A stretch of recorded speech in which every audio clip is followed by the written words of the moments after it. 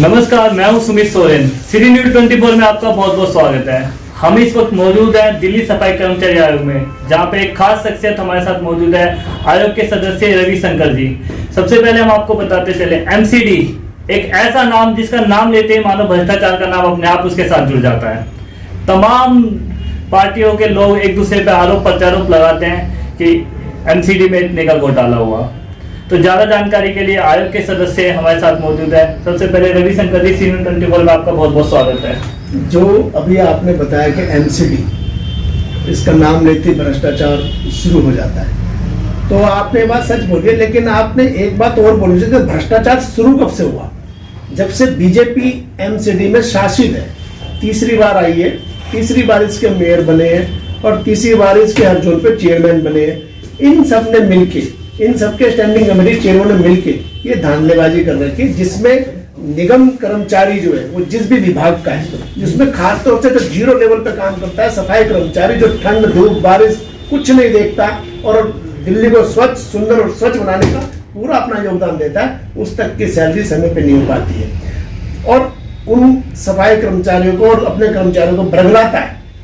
BJP के chairman, members और जो मेयर्स हैं और स्टैंडिंग कमेटी के चेयरमैन हैं, वो इन सफाई कर्मचारियों को और दूसरे कर्मचारियों को एमसीडी के बरगलाता है कि हमें दिल्ली सरकार बजट नहीं देती। अगर दिल्ली सरकार बजट ना देती तो क्या केंद्र सरकार दिल्ली सरकार से नहीं पूछती?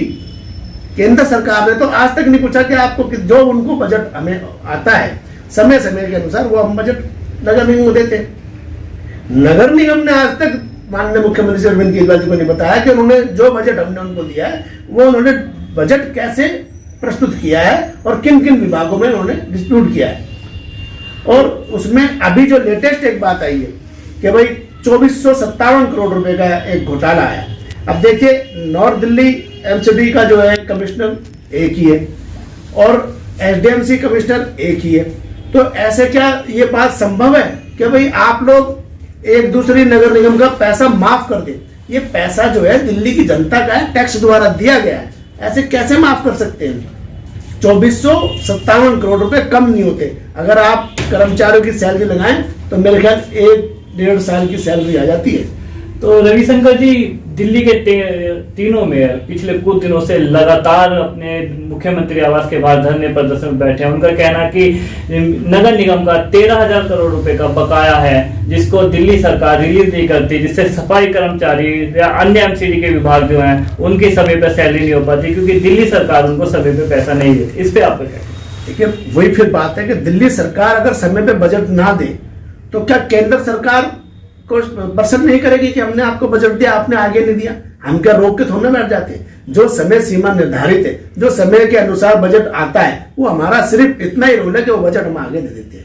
अब तीनों मेयरों की बात है कि सीएम हाउस पे वो धरना प्रदर्शन कर रहे हैं। वो धरना प्रदर्शन नहीं कर रहे, वो गुंडागर्दी कर रहे हैं। आपने देखा होगा सीसीटीवी कैमरे तोड़ रहे हैं वहां पे और सीएम साहब की गाड़ी जो से आने जाने का रास्ता वहां बिल्कुल सामने बैठे हुए गाड़ी निकलती है, तो गुंडागर्दी है, प्रदर्शन नहीं है।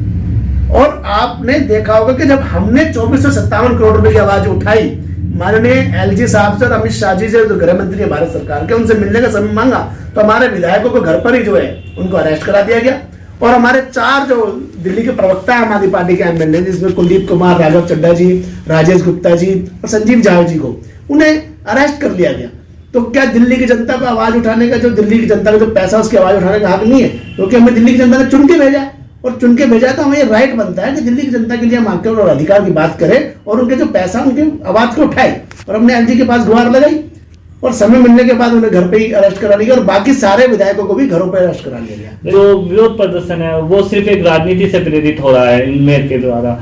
ऊपर से दिल्ली पुलिस जो है, दिल्ली पुलिस का दोहरा मापदंड है, जहाँ पे सिविक सेंटर पे दिल्ली सफाई कर्मचारी लोग जो हैं दिल्ली के, वो प्रदर्शन कर रहे हैं, उनको खदेड़ा जा रहा है, उनका टेंट उखाड़े जा रहे हैं। देखिए, बिल्कुल दिल्ली पुलिस जो है वर्ल्ड फेमस पुलिस है और उसकी पूरे विश्व में प्रशंसा है, लेकिन जहां दबाव में आके पुलिस काम करती है वो उनका गलत है, उनकी एक पहचान है।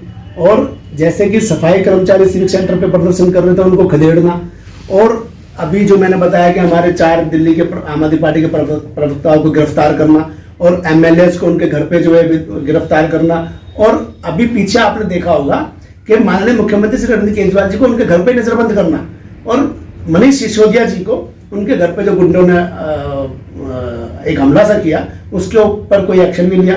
अब सारी बात उठ के आती है कि आम आदमी पार्टी से कोई भी प्रदर्शन हो, विरोध हो या कोई भी ऐसा मुद्दा हो जिसपे आम आदमी पार्टी दिल्ली की जनता की हक अधिकार की बात करती है तो दिल्ली पुलिस आगे आ जाती है। तो अभी जो सीएम साहब के घर पे जो प्रदर्शन ये मेयर कर, उनको क्यों नहीं खदेड़ा, उनको क्यों नहीं उठाया? तो प्रोटोकॉल को मेंटेन नहीं अगर करना तो सही कैसे करें, दोहरे मापदंड से ना करें, पार्शलिटीज ना करके निष्पक्ष बात करें। दिल्ली पुलिस का यही रोल है, वो हमारी रक्षा सुरक्षा के लिए यहाँ बनी है और वर्ल्ड फेमस पुलिस है।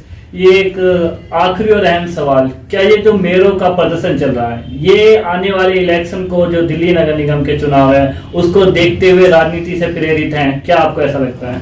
देखिए, जो नगर निगम के एमसीडी के मेयर्स हैं भाजपा को भी पूरा पता है कि अगली बार वो नहीं आएंगी, कि लोग, दिल्ली की जनता ने पूरा मन बना लिया कि 2022 के इलेक्शन में आम आदमी पार्टी के ही तीनों मेयर होंगे, स्टैंडिंग कमेटी चेयरमैन होंगे, सारे जोनों में चेयरमैन भी आम आदमी पार्टी के ही होंगे।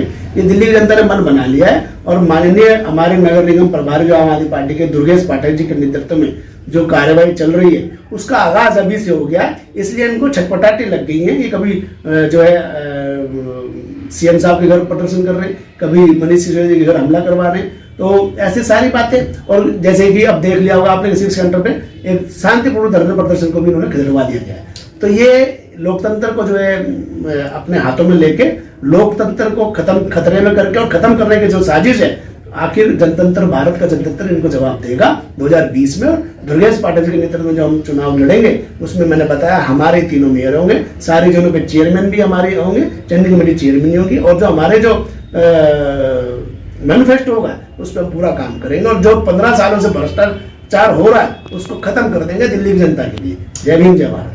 जी बहुत बहुत शुक्रिया रविशंकर जी। जैसे कि आपने सुना है, हमारे साथ मौजूद थे दिल्ली सभा के मेंबर रविशंकर जी, जिन्होंने बेबाकी से अपनी राय के तथा जोरदार भाजपा पे हमला बोलते हुए कहा कि तीनों मेरे द्वारा किए जा रहे प्रदर्शन का सिर्फ राजनीति से प्रेरित है, हकीकत से वो कोसों दूर है। जबकि दिल्ली सरकार और दिल्ली सफाई कर्मचारी आयोग सदैव सफाई कर्मचारी के हितों के लिए रहता है, उनके लिए सदैव आगे रहता है।